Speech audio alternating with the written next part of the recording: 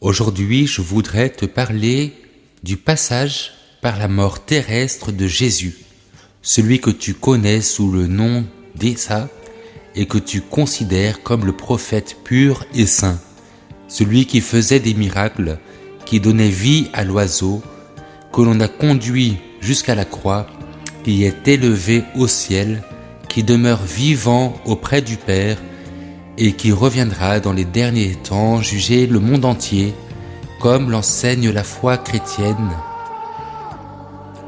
L'acte de foi des chrétiens, Al-Qanoun al-Iman, nous dit que Jésus a souffert sous Ponce Pilate, qu'il a été crucifié, qu'il est mort et qu'il a été enseveli, qu'il est descendu aux enfers le troisième jour, est ressuscité des morts, est monté aux cieux, qu'il est assis à la droite de Dieu le Père Tout-Puissant, d'où il viendra juger les vivants et les morts.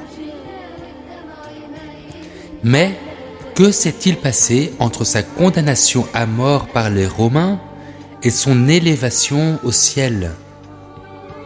La question du passage par la mort de Jésus est très discutée par les différents courants de l'islam.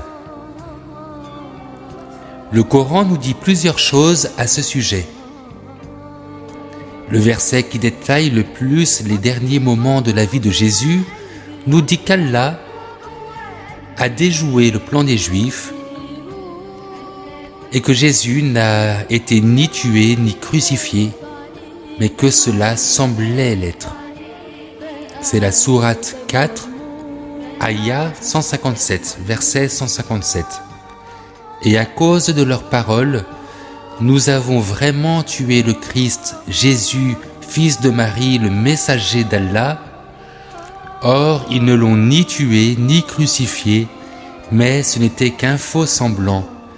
Et ceux qui ont discuté sur son sujet sont vraiment dans l'incertitude. Ils n'en ont aucune connaissance certaine. Ils ne font que suivre des conjectures et ils ne l'ont certainement pas tué. À partir de ce passage, plusieurs théories ont été développées par les plus grands commentateurs de l'islam.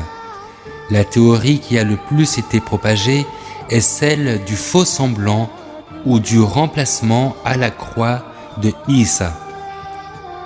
Selon certains exégètes, Isa aurait donc été remplacé. On voyait Jésus, mais ce n'était qu'une apparence.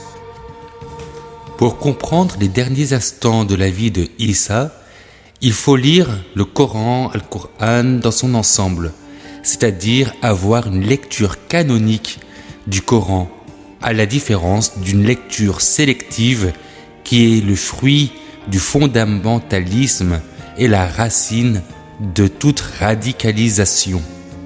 En effet, se baser uniquement sur un verset conduit aux pires interprétations et permet par exemple de justifier, de tuer au nom d'Allah, ce que font les musulmans radicaux. Il en est de même dans la Bible. Pour comprendre la Bible, il faut la lire dans son ensemble et tirer de plusieurs versets qui concernent le thème tout ce qui est dit. Ce n'est qu'à partir de ce moment que l'on peut tirer une conclusion sur un point de foi ou du dogme. Un autre verset du Coran nous annonce la mort de Jésus. Ce verset bien connu des musulmans est interprété par des exégètes comme l'annonce de la mort de Jésus lors de sa prochaine venue, durant son retour glorieux après la victoire contre le Dajjal, et c'est donc à ce moment qu'il passera par la mort terrestre. Il s'agit de la sourate 3, Aya 55, verset 55. Rappelle-toi quand Dieu dit « Ô Jésus, certes je vais mettre fin à ta vie terrestre, t'élever vers moi, te débarrasser de ceux qui n'ont pas cru et mettre jusqu'au jour de la résurrection ceux qui te suivent au-dessus de ceux qui ne croient pas. Puis c'est vers moi que sera votre retour et je jugerai entre vous ce sur quoi vous vous opposiez. » En lisant ces deux versets communément, on pourrait très volontiers estimer que Jésus aurait été remplacé sur la croix, Dieu ayant déjoué le plan des Juifs pour mettre une autre personne. Jésus aurait ensuite été élevé au ciel, qu'il reviendra tuer le Dajjal et qu'il traversera la mort lors de son retour glorieux. Mais cette lecture et cette explication entre ces deux versets va se confronter à un autre problème. C'est un troisième verset qu'il nous faut aussi lire en même temps et qui va nous empêcher d'avoir une telle interprétation d'une mort lors de la venue glorieuse de Jésus dans un futur et dans un temps qui n'est pas encore arrivé. Ce verset nous relate la mort de Jésus au passé de manière très claire, très évidente, et ne peut faire l'objet d'aucun débat pour qui a un minimum de compréhension de l'arabe. Ce verset, vous le trouverez toujours traduit différemment en français dans vos Corans. Voilà pourquoi il faut toujours se référer aux versions arabes du Coran lorsque vous voulez lire ce verset. Écoutons d'abord ce verset en français tel qu'il est traduit depuis ces dernières décennies. Je ne leur ai dit que ce que tu m'avais commandé, à savoir adorer Allah, mon Seigneur et votre Seigneur, et je fus témoin contre eux aussi longtemps que je fus parmi eux. Puis, quand tu m'as rappelé, c'est toi qui fus leur observateur attentif, et tu es témoin de toutes choses. Si vous ne voyez pas le lien avec mon propos, c'est parce que ce verset ne traduit pas de manière correcte la version originelle en arabe. Oui, en lisant ce verset en arabe, vous verrez qu'il a un sens complètement différent et qu'il se réfère de manière très claire et nette à la mort de Jésus au passé. Écoutons-le en arabe, puis traduisons-le ensuite.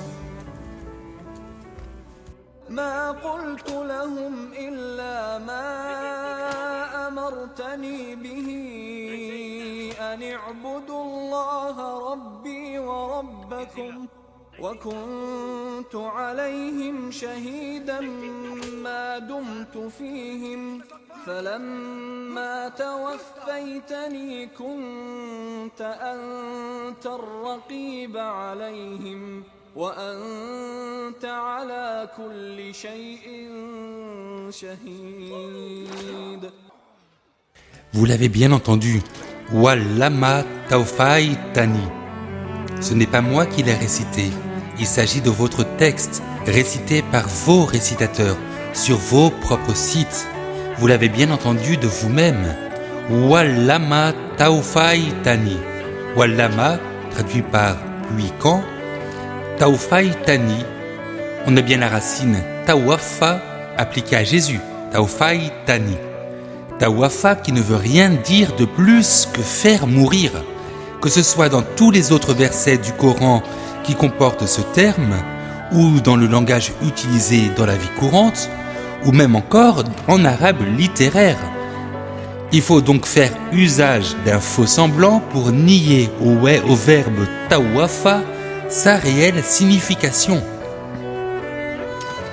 Alors les exégètes, face à cette difficulté, essayent de démontrer que ce verbe « mourir » ne signifie pas mourir au sens où on l'entend dans le langage commun, mais qu'il fait référence à un état d'endormissement ou de séparation de l'âme et du corps, interprétation qui ne peuvent convaincre et qui relève de la théorie de l'excédent de bagages. C'est-à-dire que pour réduire le poids d'une valise à l'embarquement, on aurait rajouté des valises supplémentaires pour résoudre le problème. Pourquoi je dis cela ? Je dois, si je suis honnête, me justifier et vous expliquer ce que je veux dire par là. Oui, pour pallier au problème de la mention de la mort au passé de Jésus, cette ayah, ce verset qui dit clairement que Jésus est mort au passé, est interprété par un vocabulaire qui a lui-même toujours désigné la mort dans toutes les logiques que nous connaissons. La séparation de l'âme et du corps ou l'endormissement ont toujours été des termes servant à désigner la mort et le passage de la vie terrestre à la vie éternelle. Ces autres significations qui sont proposées pour expliquer ce terme de Taufai Tani ne résolvent donc pas le problème. Dans la Bible, par exemple, il nous est dit que Jésus rendit l'esprit pour désigner sa mort. On nous parle même de l'endormissement de Jésus. Tout ce langage désigne avec force, même dans la foi chrétienne ou dans le langage courant, la mort de Jésus. Chers musulmans, ce n'est que dans les versions modernes du Coran que le terme de Tawafai Tani, tu m'as fait mourir, a été remplacé par le terme d'élever. Et peu importe, car Jésus a aussi utilisé le terme d'élévation pour annoncer sa mort.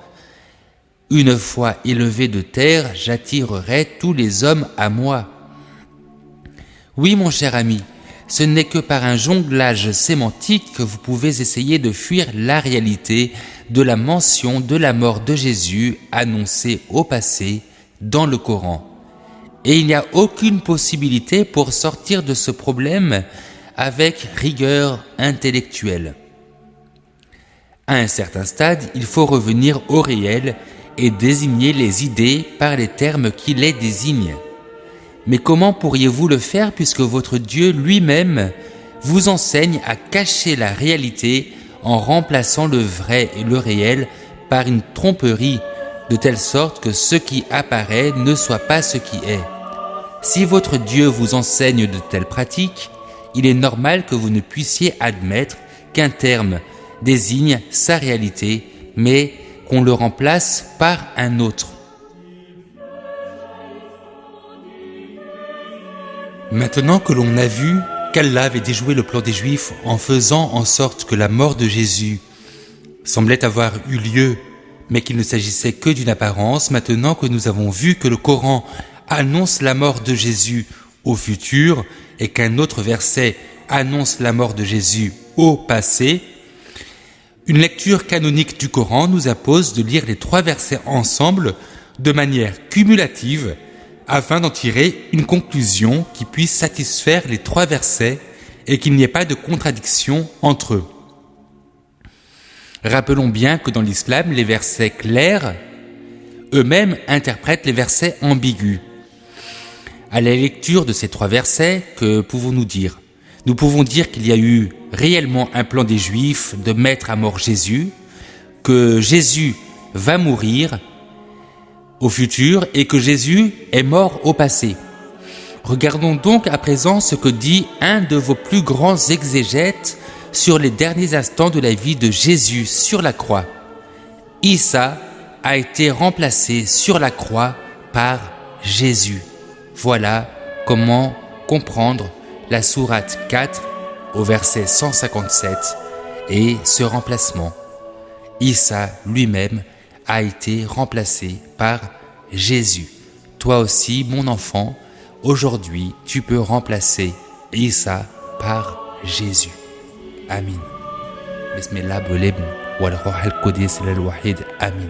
Au nom du Père et du Fils et du Saint-Esprit, un seul Dieu. Amin.